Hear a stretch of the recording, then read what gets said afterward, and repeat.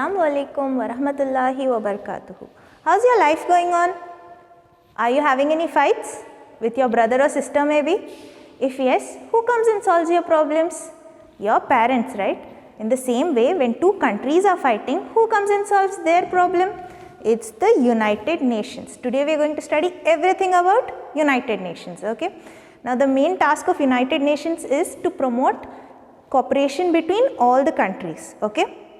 And it also looks after international law, internal security, economic development, social progress and human rights. Okay, now how did this start? In 1914 to 1918 we had this World War I, okay. So this World War I was very bad. So after this World War I, people thought we should not have any such fights, okay. We should not have any more war like this. So the League of Nations was formed, okay. But after 20 years again there was this Second World War. From 1939 to 1945 we had Second World War and it was more worse than First World War. So then this League of Nations was replaced by the UNO, the United Nations Organization. Those days it was called the UNO, now it is UN, okay. So this on 26th June 1945 50 countries were called to sign the United Nations Charter, okay. And in those 50 countries, India was a special invitee, okay. India had not got independence till then, right. In 1945, India had not got independence, but still India was called to sign the Charter, okay. And then on 24th October 1945, this came into being, okay. The process started and the headquarters of the UN is located in New York, okay. It's in New York and it gets voluntary funds from these member states, okay. Now let's see how it works. Let's see the organs. Now we have the General Assembly, Security Council, the Secretariat, the Economic and Social Council, the International Court of Justice, okay. We have these 5 main organs. Now first one, the General Assembly. Now the General Assembly's work is to vote, okay. Most of the time it is voting and it also gives advices, but most of the time they are voting. Now there are 193 members, okay. So from that 2/3 majority votes for admission, expulsion, peace and security, okay. 2/3 majority vote is needed. Like from 193, at least 129 members should say yes for one proposal, okay.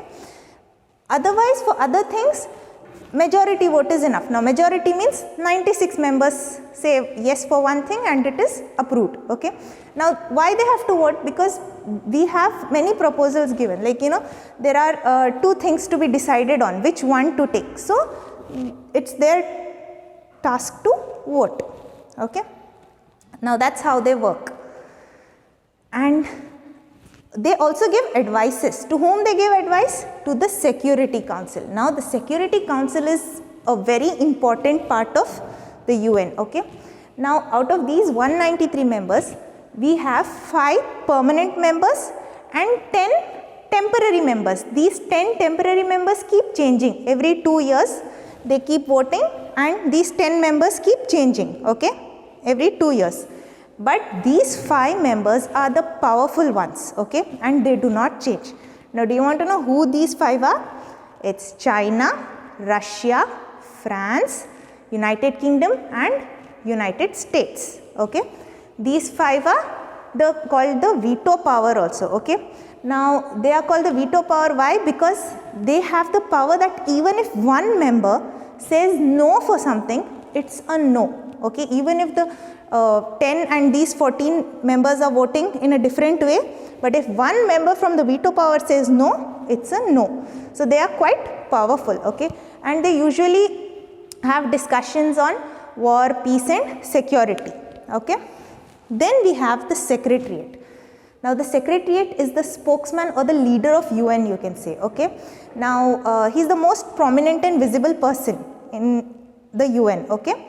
And many civil servants from all over the world also work with him.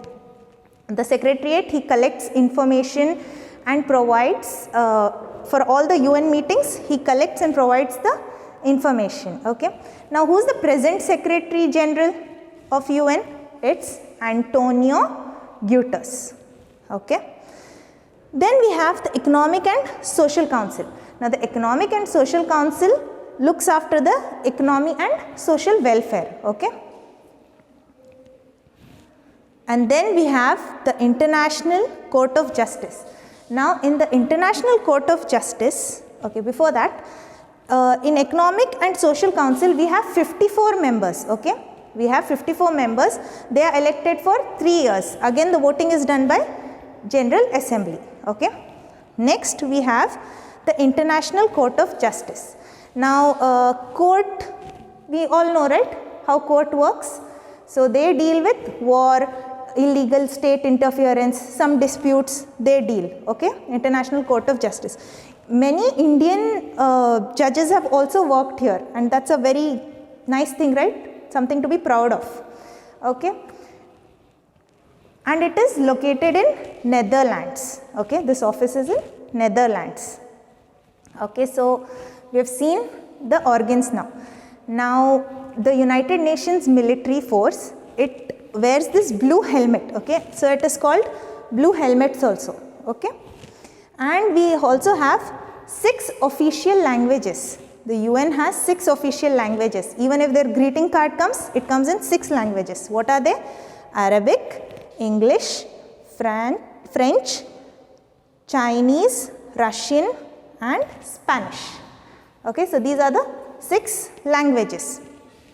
Then the UN also has special agencies. Okay. Now let's see.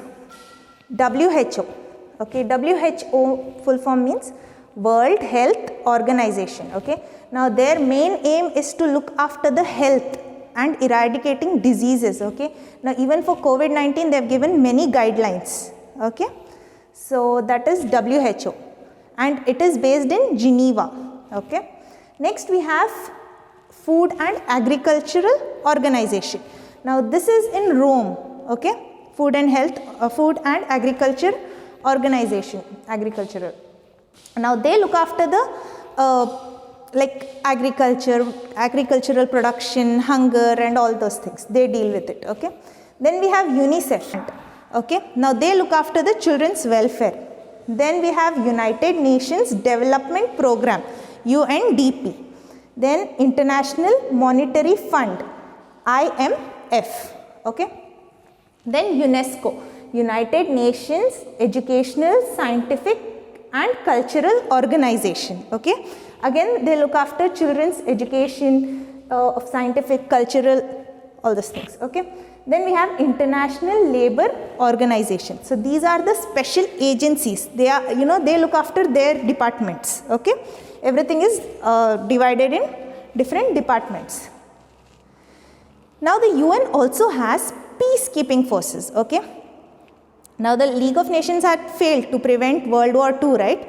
Then the UN had this advantage that it can use peacekeeping forces. Okay. But it does not use military forces.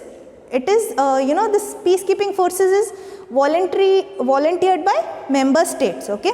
These member states are there, right? They volunteer for peacekeeping forces. Okay.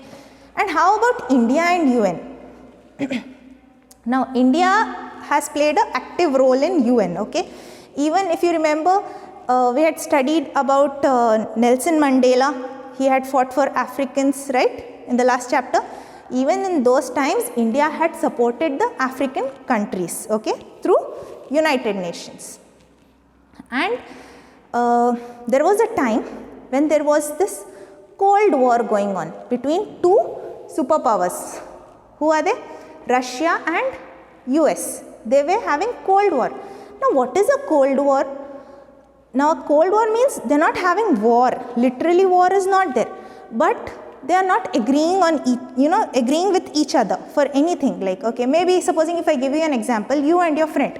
You were friends, but something happened and then you don't start agreeing with each other. Okay. Now like, you don't contact each other much, or, if she goes right, you go left, that way. Okay. Cold War. But now it is resolved. and it's not a good thing to have cold fights also. Okay, so that was about Cold War. So when this Cold War was going on, 4 countries decided to make this NAM movement, okay, non-allied movement. Now in this NAM movement, it is like they are saying we are not going to support you or we are not going to support you, we are going to stay neutral.